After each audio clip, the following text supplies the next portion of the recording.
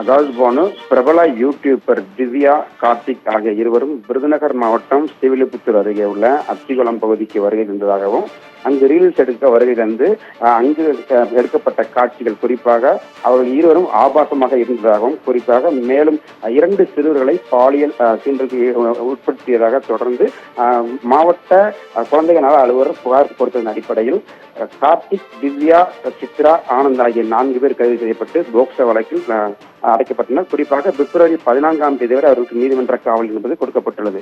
தற்போது சித்ராவிடமிருந்து கிடைக்கப்பட்டுள்ள செல்போனிலிருந்து பல ஆபாச வீடியோக்கள், குறிப்பாக முக்கிய பிரபலங்கள் இருப்பதாகவும் காவல்துறை தரப்பில் தகவல் தெரிவிக்கப்பட்டுள்ளது.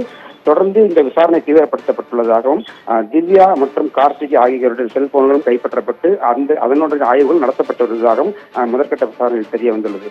தொடர்ந்து இந்த 4 பேரும் தற்போது சிறையில் இருக்கக்கூடிய நிலையில் இவர்கள் ஜாமீன் மனு கேட்டு ஸ்ரீவில்லிபுத்தூர் போக்சோ நீதிமன்றத்தில் மனு என்பதை தாக்கல் செய்தனர். இந்த வழக்கானது இன்று விசாரணைக்கு வந்த நிலையில் வருகின்ற 6ஆம் தேதி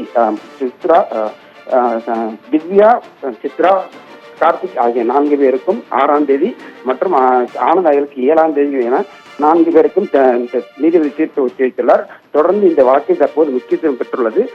மேலும் வீடியோக்கள் ஆய்வுகள் அடிப்படையில் பிரபலங்கள் சிக்கலாம் எனவும் அதிகாரிகள் தரப்பில் தெரிவிக்கப்பட்டுள்ளது. விவரங்களுக்கு நன்றி செந்தில்குமார்.